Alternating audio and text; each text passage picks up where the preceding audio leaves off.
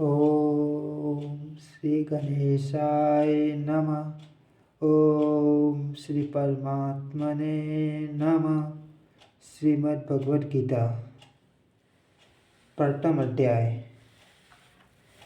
धृतराष्ट्र बोले, हे संजय, धर्मभूमि में कुरुक्षेत्र में एकत्रित युद्ध की इच्छा वाले मेरे और पांडु पुत्रों ने क्या किया?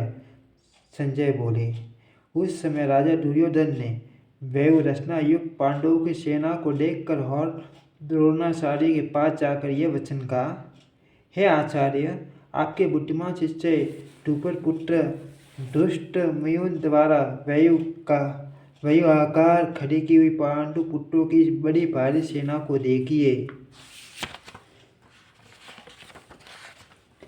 इस सेना में बड़े बड़े धनुष वाले तथा युद्ध में भीम और अर्जुन के समान शूरवीर सात्यकी और विराट तथा महारथी राजा द्रुपद, दुष्ट केतु और शेकितान तथा बलवान काशीराज, पुरुचित, कुंतीभोज और मनुष्यों में श्रेष्ठ सभ्य पराक्रमी युद्धाबनी तथा बलवान उत्तमौजा, सुभद्रा पुत्र अभिमन्यु एवं द्रौपदी के 500 पुत्र, ये सभी महारथी हैं। हे ब्राह्मण सेठ, अपने पक्ष में भी जो प्रधान है उनको आप समझ लीजिए। आपकी जानकारी के लिए मेरी सेना की जो सेनापति हैं उनको बतलाता हूँ। आप द्रोणाचार्य और पितामह भीष्म तथा कर्ण और संग्राम विजय कृपाचार्य तथा वैसे ही अश्वत्थामा विकर्ण और सोमदत्ता का पुत्र भूरिश्रवा और भी मेरे लिए जीवन की आशा त्याग देने वाले बहुत से शूरवीर, अनेक प्रकार से सशस्त्रों सुसज्जित और सबके सब युद्ध में चतुर हैं। भीष्म पितामह द्वारा रक्षित हमारी यह सेना सब प्रकार से अजय है और भीम द्वारा रक्षित इन लोगों की यह सेना जीतने में सुगम है। इसलिए सब मोर्चों पर अपनी अपनी जगह स्थिर रहते हुए आप लोग सभी निसंदेह भीष्म पितामह की सब ओर से रक्षा करें। कौरवों में उठ बड़े प्रतापी पितामह भीष्म ने उससे दुर्योधन के हृदय में हर्ष उत्पन्न करते हुए उस शब्द से सिंह की डांट के समान गरज कर शंख बजाया। इसके 50 शंख और नगारे तथा ढोल, मृदंग और नरसिंह आदि बाजे एक साथ ही बज उठे। उनका वह शब्द बड़ा भयंकर हुआ। इसके अनंत सफेद घोड़ों से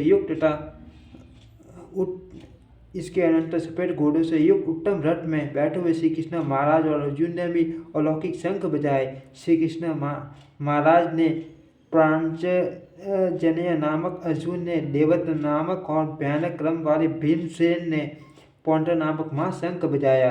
कुंती पुत्र राजा युधिष्ठिर ने अनंत विजय नामक और नकुल तथा सहदेव ने सुघोष और मणिपुष्पक नामक शंख बजाए।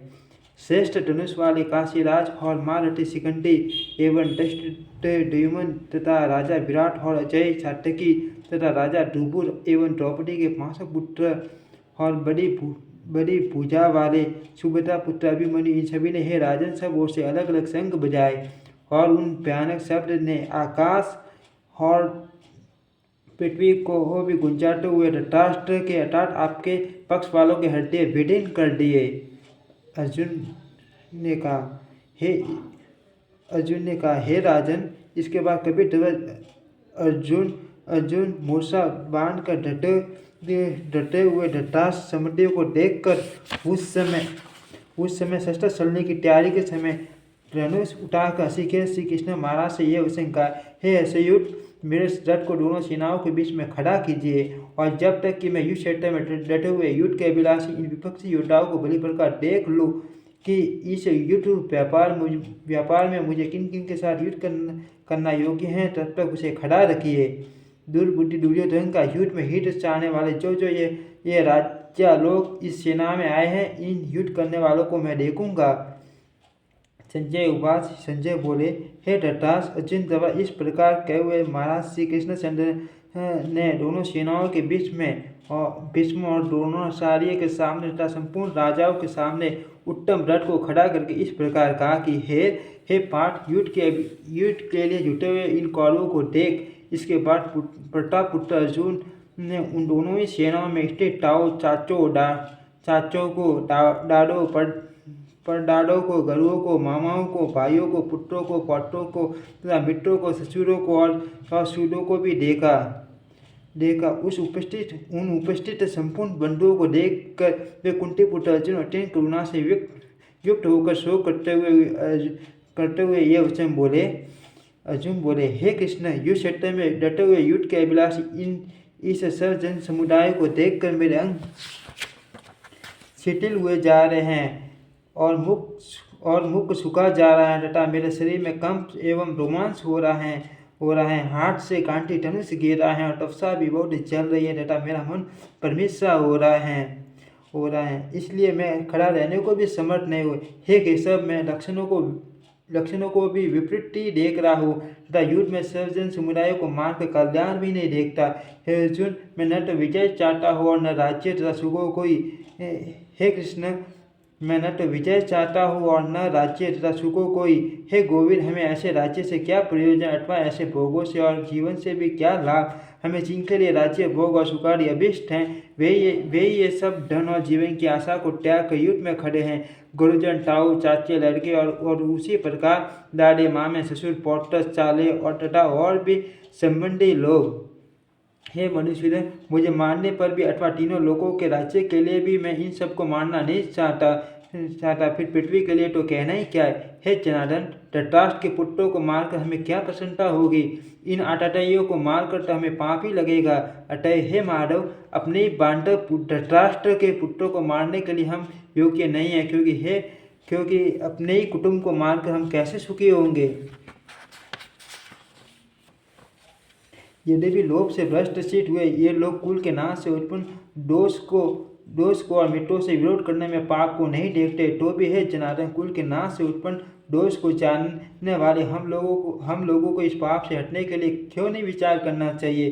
कुल के नाश से सनातन कुल धर्म नष्ट हो जाते हैं। धर्म के नाश हो जाने से संपूर्ण कुल में पाप भी बहुत फैल जाता है। हे कृष्ण, पाप के अधिक बढ़ जाने से कुल की स्त्री अत्यंत दूषित हो जाती हैं और हे वासनीय, स्त्रियों के दूषित हो जाने से वंश संकर उत्पन्न होता है। वंश संकर कुल कार्तियों और कुल को नरक में ले जाने के लिए ही होता है। लुप्त हुई पिंड और जल की क्रिया वाले अर्थात श्राद्ध और तर्पण से वंचित इनके पितर लोग भी अद्योग गति को प्राप्त होते हैं। इन वंश कारक दोषों से कुल घाटियों को सनातन कुल धर्म और जाति धर्म नष्ट हो जाते हैं। हे जनार्दन, जिनका कुल धर्म नष्ट हो गया है ऐसे मनुष्य का निश्चित काल तक नरक में वास होता है, ऐसा हम सुनते आए हैं। हाँ शोक, हम लोग बुद्धिमान होकर भी मान पाप करने को तैयार हो गए, जो राज्य और सुख के लोभ से सज्जनों को मारने के लिए उद्यत हो गए।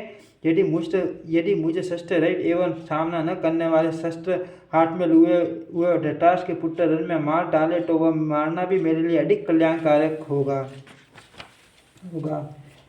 संजय बोले, रणभूमि में शोक से उद्विग्न मन वाले अर्जुन इस प्रकार कहकर बाण से धनुष को त्याग कर रथ के पिछले भाग में बैठ गए। ओम तत्सत् इति श्रीमद्भगवद्गीतासु उपनिषत्सु ब्रह्मविद्यायां योगशास्त्रे श्री कृष्ण अर्जुन संवादे अर्जुन विषाद योग नाम प्रथमो अध्याय समाप्त।